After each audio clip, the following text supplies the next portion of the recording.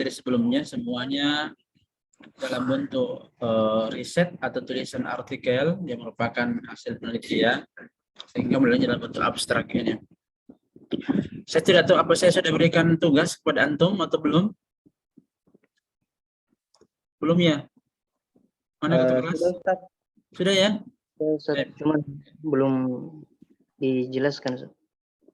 Maksudnya?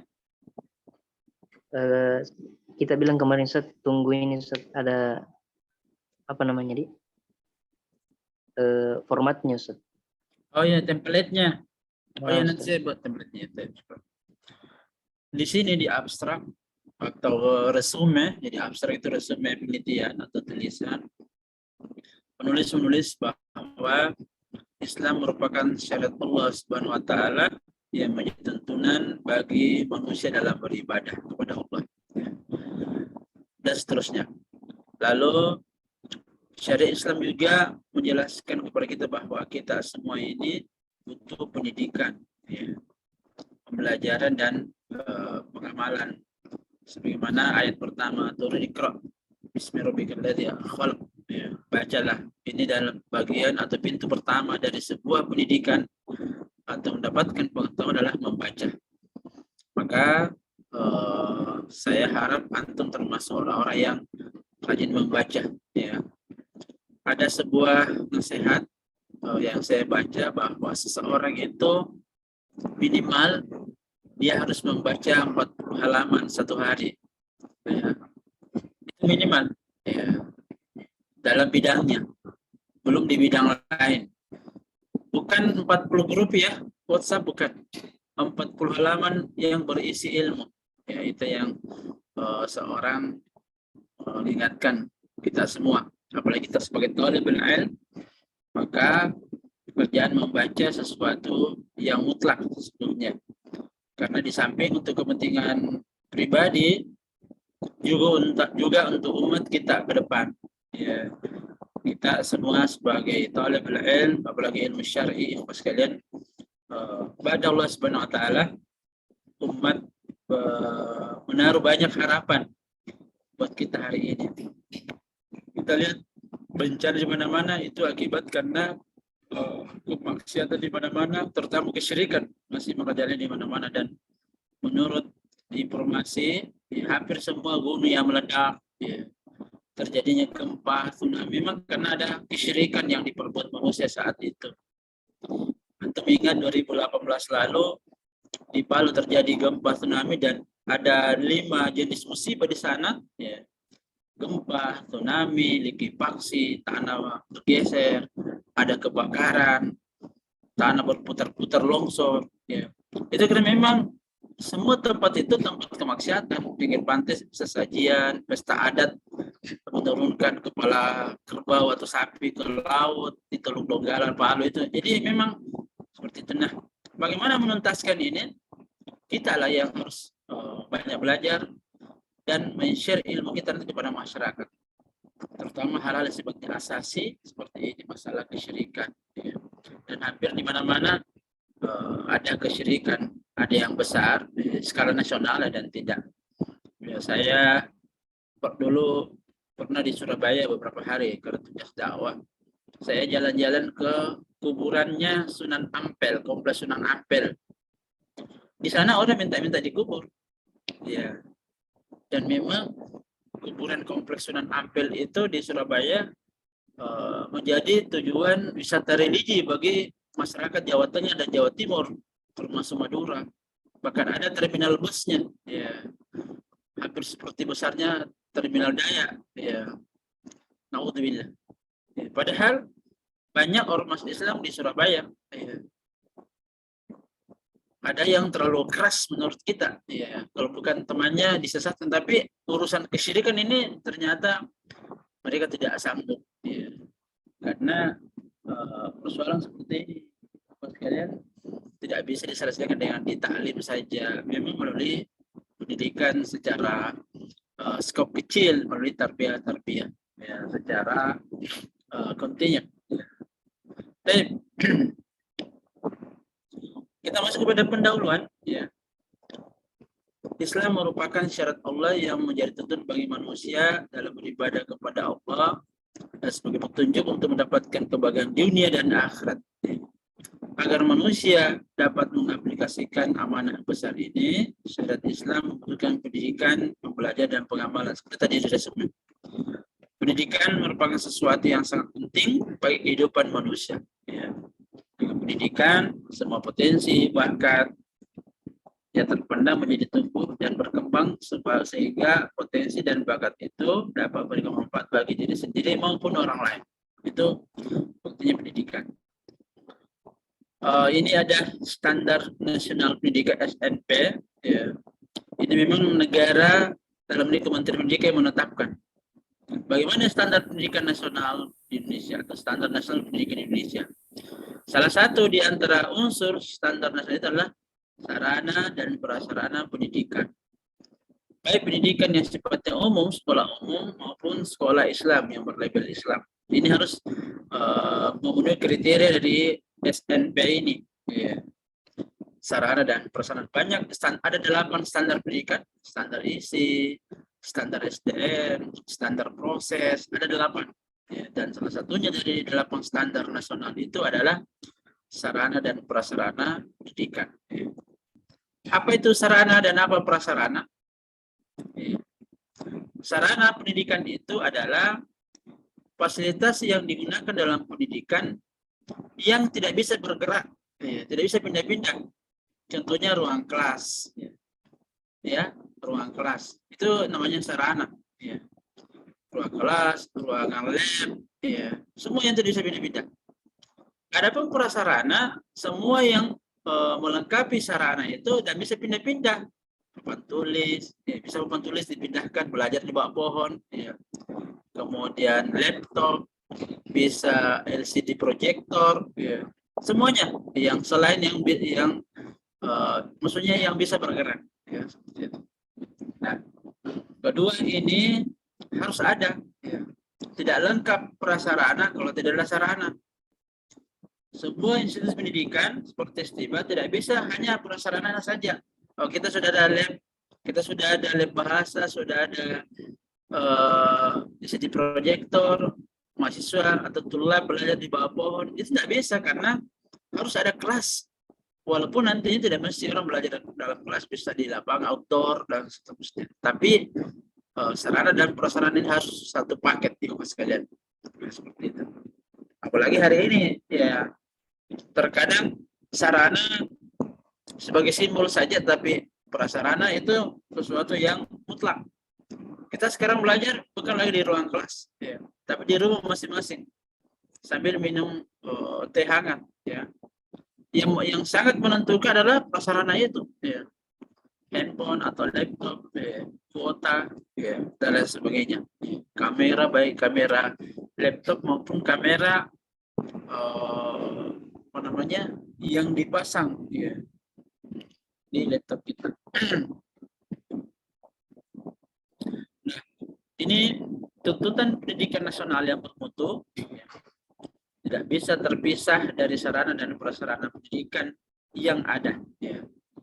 Untuk membutuhkan sarana yang bermutu dan prasarana pendidikan yang bermutu. Alhamdulillah kalau kita di STIBA, sarananya luar biasa. Tinggal prasarananya yang perlu dilengkapi. Ya. Walaupun menyisakan catatan. Ya. Kita di STIBA 4 lantai pakai tangga, tidak pakai lift. Ya. Hanya sebagian asatidz yang sudah umur 50, tiba di lantai 4, mengatur napas dulu 5 menit, baru masuk di kelas. Ya. Nah, itu masih perlu dilengkapi. Ya. Mudah-mudahan ke depan dipikirkan buat lift. Ya. Sehingga di gedung Sarjana UMI itu sampai lantai 4 awalnya pakai tangga, tapi karena dosennya sudah rata-rata anak umur 60 tahun, ya akhirnya yayasan buatkan lift, ya, khusus untuk dosen. Kalau mahasiswanya silakan pakai tangga. Baik, sekalian berbahagia, apa itu perencanaan sarana dan prasarana pendidikan, ya, dalam pendidikan Islam? Upaya pengadaan atau sewa menyewa atau penggantian, daur ulang, perbaikan, penyebaran, atau produksi peralatan atau perlengkapan yang selaras dengan kebutuhan lembaga pendidikan. Untuk apa? Untuk mencapai tujuan pendidikan itu sendiri. Ya. Untuk mencapai tujuan pendidikan itu sendiri. Nah, dalam perencanaan ada beberapa kata yang terkait dengan perencanaan. Ya, yang pertama, what, ya. Apa tujuan atau apa yang akan dikerjakan. Ya. Maksudnya kalau kita berbicara STIBA, sarana dan prasarana. Pertanyaan pertama, apa yang mau dibangun? Atau apa yang mau dibeli? Ya, atau apa yang akan diadakan? Ya. Pertama. Yang kedua, di mana dibangun? Atau di mana ditempatkan? Di mana diletakkan? Ya. Atau di mana dia akan digunakan? Ya. Alhamdulillah, berita gembira buat kita, alhamdulillah Kementerian Pendidikan sedang mengeluarkan SK Prodi baru di STIBA, ya. Prodi Pendidikan Bahasa Arab, ya. Ini kan sudah lama Sekolah Tinggi Ilmu Islam dan Bahasa Arab, tapi prodinya cuma prodi syariah, tidak ada bahasa Arab. Alhamdulillah sudah keluar SK-nya, ya. Pendidikan Bahasa Arab, gelarnya nanti SPD. Adapun antum nanti yang di syariah SH, mereka nanti ini SPD, Sarjana Pendidikan, ya. Makanya beberapa asatidzah yang background-nya S2, S3 pendidikan siap-siap digeser menjadi dosen pendidikan bahasa Arab. Ya. Termasuk asatidzah dosen umum sebagian harus digeser menjadi dosen mata kuliah umum di pendidikan bahasa Arab. Ya. Seperti itu.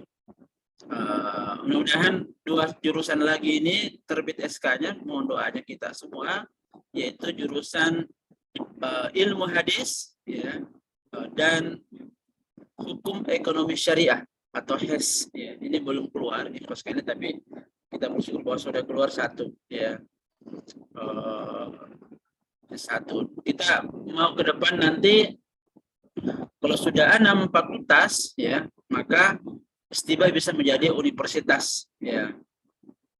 Tidak usah diubah namanya. Kalau mengikuti IPB Bogor, itu Bogor, Institut Pertanian Bogor. Tapi setelah berubah nama menjadi universitas, tetap namanya Universitas IPB Bogor. Jadi ke depan bisa juga Universitas STIBA, ya, Makassar. Karena orang lebih familiar dengan kata STIBA. Ya. Yang ketiga, Ibu sekalian, kapan kegiatan itu dilakukan? Kapan pengadaannya? Kapan dibangun? Kapan dibeli? Itu when. Ya. Yang keempat, how. Ya.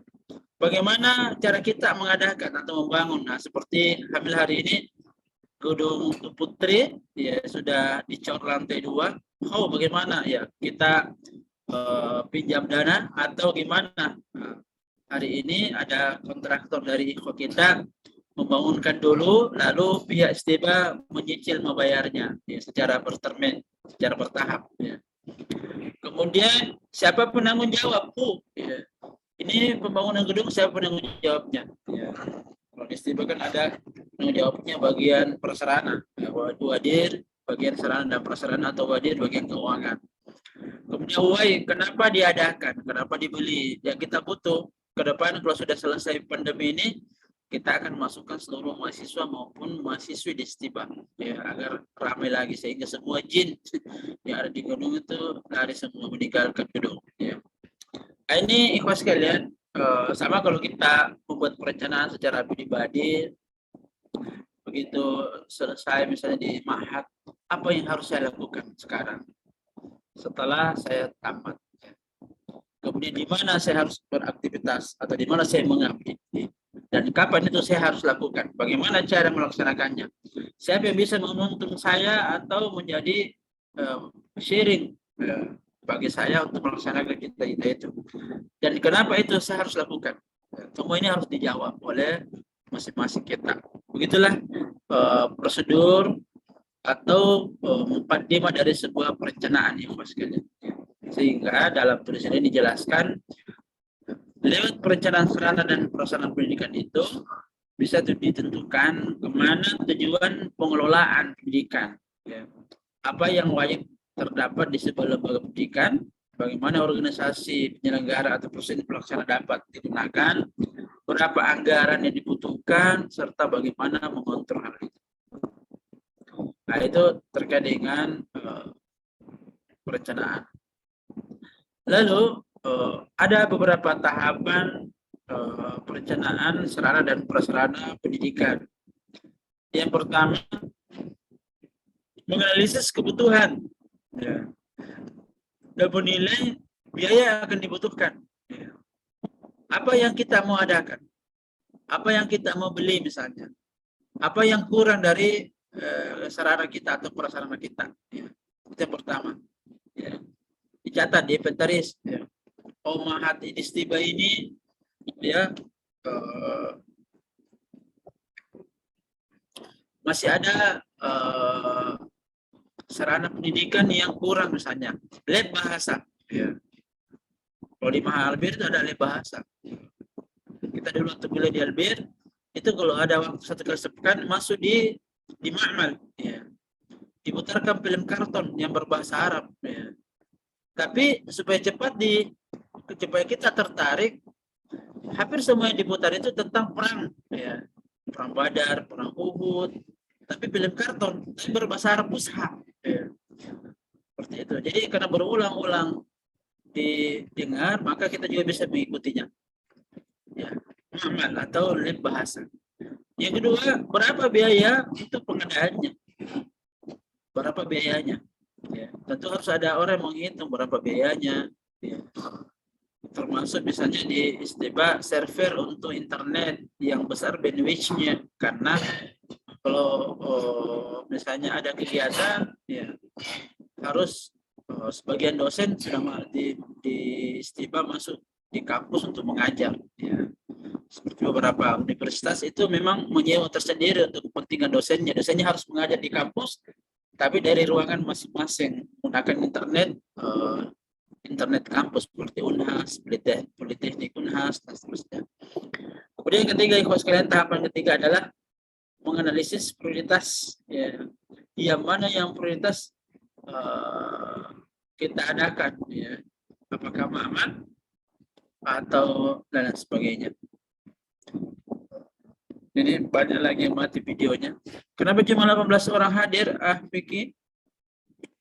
Nah, Ustaz, ada yang izin Ustaz ke ini rumah sakit Ustaz. 1 orang. Ini 17 orang yang hadir. Saya capture dulu ya.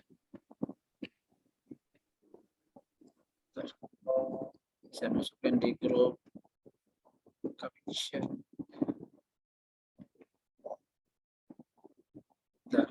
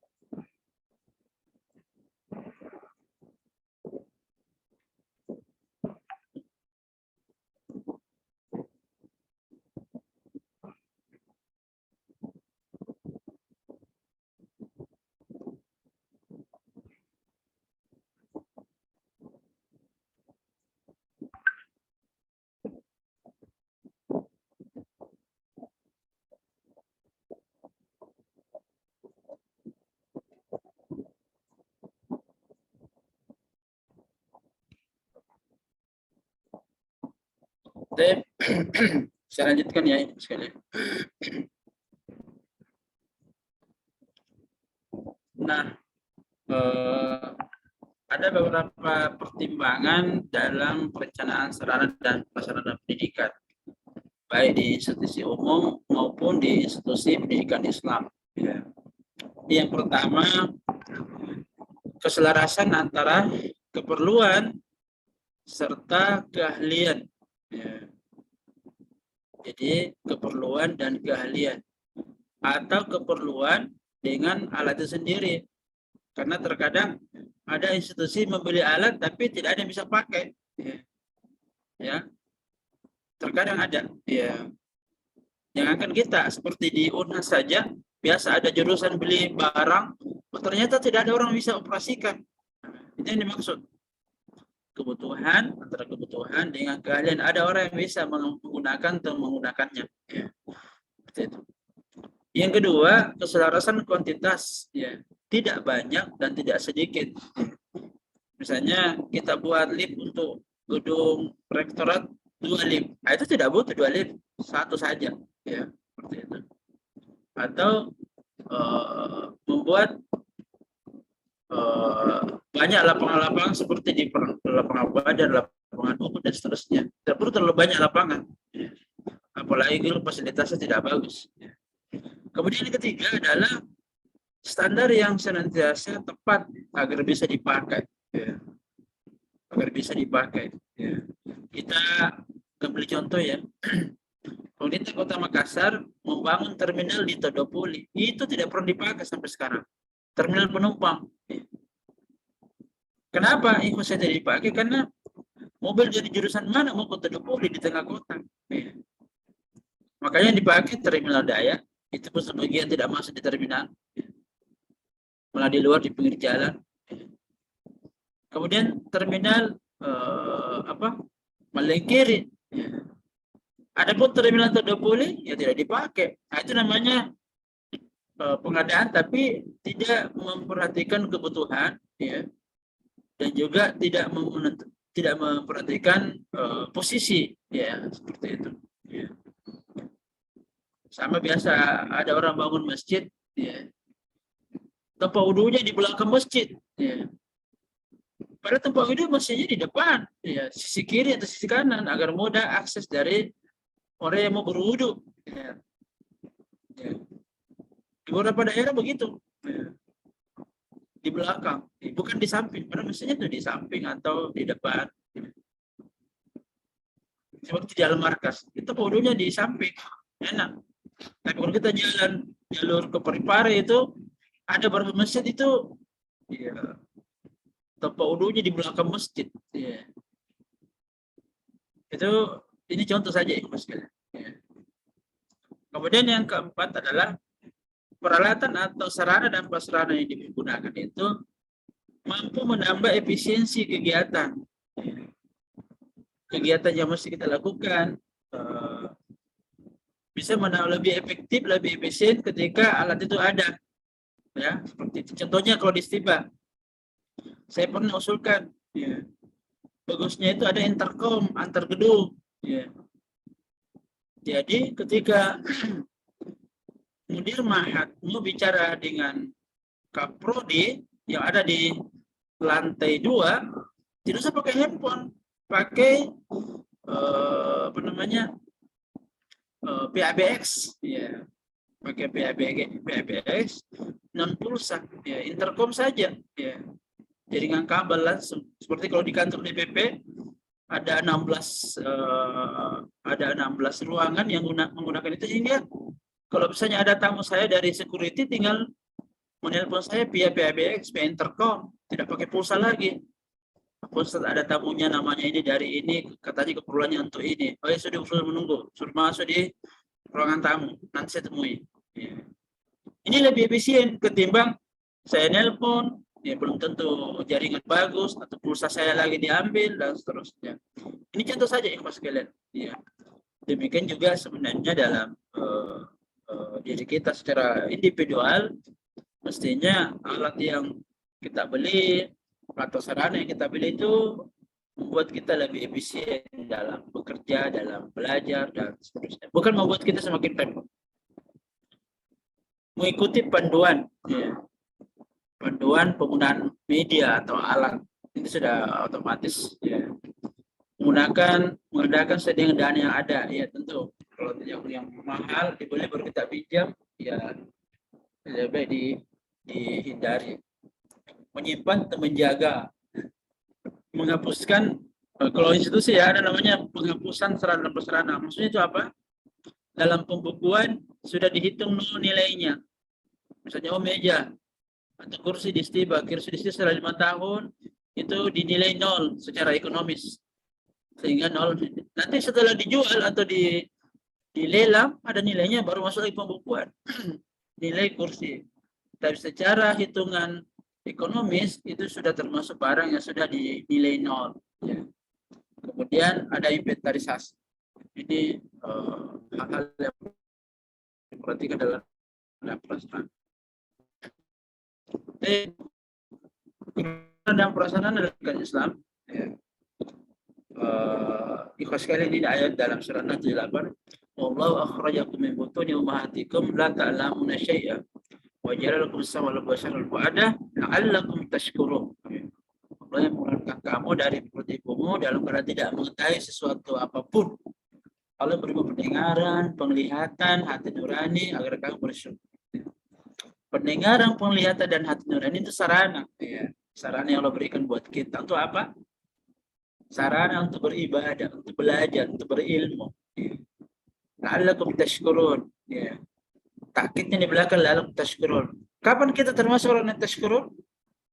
Kalau kita menggunakan pendengaran, penglihatan, dan hati nurani sesuai dengan yang diinginkan Allah Subhanahu wa taala. Pelajaran lain dari ayat ini bahwa Allah yang mengeluarkan kita dari perut ibu kita masing-masing. Ya.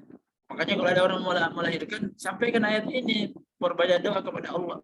Ya. Itu. Ya. Ya, supaya dimulahkan. Kemudian ayat lain ini yang panjang. Ya. Walaqad adzaranna. Apa itu lanjutannya? Rasul. Walaqad adzaranna fi jahannam katsiran minal jinni wal ins. Apa sambungannya itu ayat? Lahum qulubun la yafqahuna biha.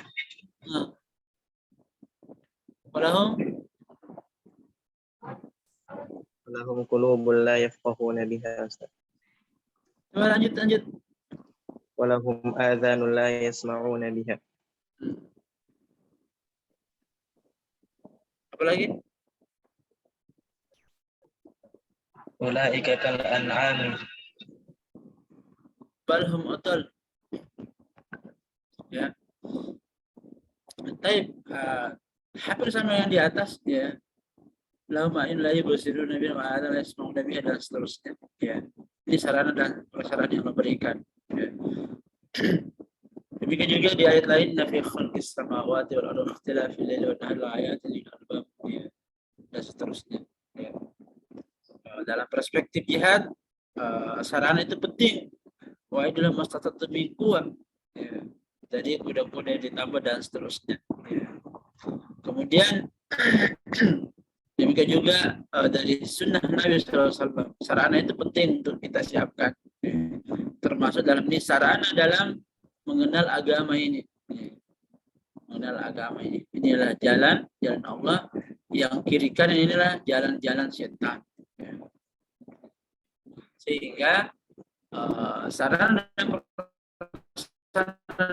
dalam konteks kaidah bisa disebut sebagai al-wasilah. Ya, tetapi al-wasilah itu al-ghayah itu la tubarru wasilah. Ya. Tujuan itu tidak mengalahkan segala macam sarana atau cara nih Pak sekalian. Ya. Kemudian ada kaidah yang dikutip oleh penulis ini, al-wasail ulaha ahkamul maqasid. Ya. Sarana atau sarana-sarana itu memiliki hukum sama dengan tujuan. Ya. Jadi kalau tujuan pendidikan dalam Islam itu wajib kita untuk berilmu, maka sarana juga sebenarnya wajib untuk kita adakan. Ya. Semua yang menunjang keberhasilan kita dalam talibul ilm, maka sesungguhnya sarana itu merupakan sebuah kewajiban untuk kita adakan. Kita ingin belajar, ya, dengan baik, ya, harus ada handphone minimal, ya. Bukan handphone yang 3G, hanya bisa SMS, miss call, dan menelpon J. Harus Android, ya. Ya, bisa kita gunakan untuk belajar seperti ini, ikut Zoom dan sebagainya. Ya. Walaupun tidak perlu juga terlalu mahal, ya. Jangan seperti orang awam, HP-nya 15 juta. Ya. Untuk apa HP 15 juta? Mending beli HP yang harga 1,5, ya. Yang 8 juta lainnya bisa dibeli yang lain. Ya. Kalau tidak tahu diapakan belanja mau belanja apa, infakkan saya di masjid. Jadi ini kaidahnya al-wasailul laha ahkamul maqasid. Ya. Kemudian yang berbahagia selanjutnya adalah manfaat dan tujuan perencanaan sarana dan prasarana pendidikan. Faedah perencanaan mampu menunjang dalam menetapkan hasil akhir. Ya, jadi kesimpulannya begini. Dalam perencanaan, ahli perencanaan mengatakan siapa yang membuat perencanaan dengan baik dan benar, ya, maka dia sudah bisa memprediksi hasil dari upayanya itu atau usahanya. Ya. Ya. Jadi siapa yang membuat perencanaan dengan baik dan benar, maka dia bisa memprediksi hasil yang akan dicapai dari upaya itu. Kebalikannya, siapa yang tidak pandai membuat perencanaan dengan baik dan benar, maka pada hal yang bersamaan sebenarnya dia membuat perencanaan kegagalan dalam dirinya. Jangan pakai prinsipnya orang-orang awam. Ya. Seperti kalau orang Makassar bilang, jatuh pindah doang. Maksudnya ya nanti saya lihat. Ya. Orang Bugis bilang wita topi wite. Maksudnya itu nanti saya lihat. Ya. Biarkan begitu saja. Ya. Tidak punya perencanaan. Ya. Dia sudah tahu bahwa tinggal 2 pekan orang belajar tidak pernah meroja. Ya. Dia hanya prinsipnya pokoknya kalau saya ditakdirkan dapat A, dapat A. Ya, tapi kalau tidak belajar, tidak meroja, tidak punya perencanaan dalam meroja, ya otomatis ini mengarah kepada kegagalan. Jangan kecewa dan menyalahkan orang lain ketika nanti hasilnya tidak bagus. Ya.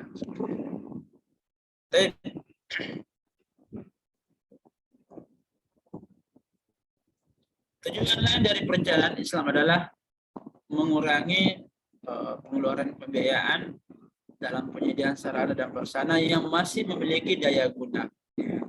Ini maksudnya ikhwas sekalian, kalau masih ada yang bisa digunakan, maka itu digunakan, dimaksimalkan. Ya. Barang-barang lama misalnya dan seterusnya. Ya. Jangan terlalu lata ikut tren. Ya. Ada lagi merek baru. Jangan terlalu tergoda dengan promosi atau iklan yang ada di HP. HP kita selalu ada iklan HP merek A, merek B dan seterusnya, headset dan lain sebagainya, tas, macam-macam. Apalagi tawaran menggoda dari marketplace, Shada, Lazada, Shopee dan seterusnya, hampir semua developer terkadang tidak pas. Ya. Hanya iklannya yang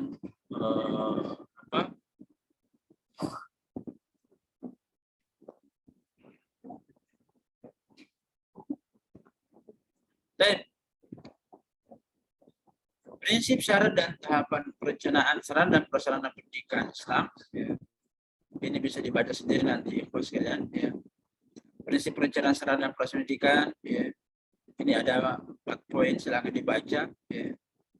Syarat perencanaan sarana dan prasarana ada. Ya. Ada ini A dan B. Ya. Baca saja. Ya. Sekedar sekedar wawasan, ya seperti itu. Tahapan perencanaan ini yang penting, sekalian. Ya. Yang penting ya. Semua yang simbol itu sesuatu yang penting dipelajari. Ya. Ini tahapannya, ya. Kemudian kategori perencanaan, jadi ada 2 jenis prasarana, sekalian. Ada yang habis atau tahan lama. Habis atau tahan lama.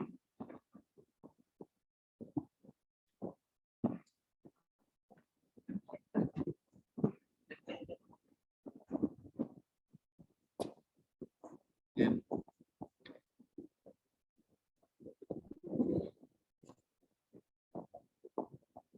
Jadi 2 jenis ya. Sarana yang habis dipakai.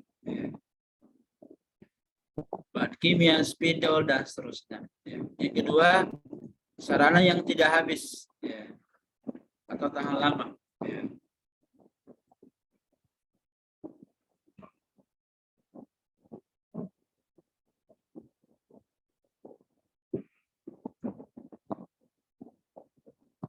Oke.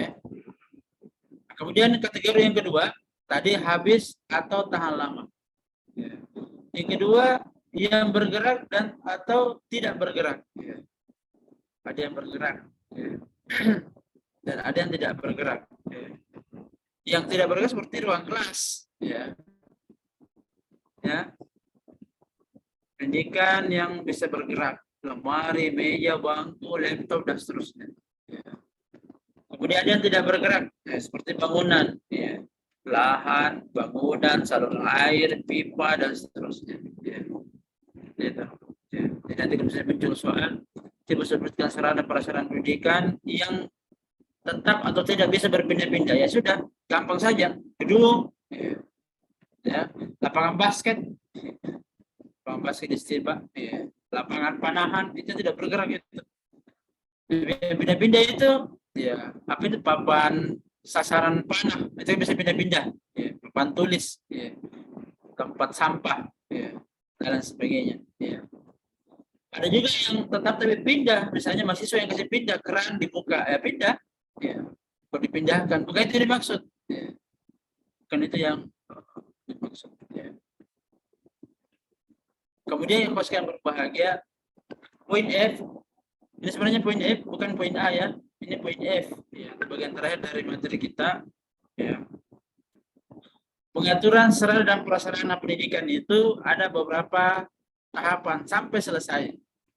Ya, pertama perencanaan, kita sementara bahas ini, ya. Yang kedua pengadaan, ini pengadaan. Yang ketiga inventarisasi, ya, atau pencatatan, ya. Yang keempat pemeliharaan, ya.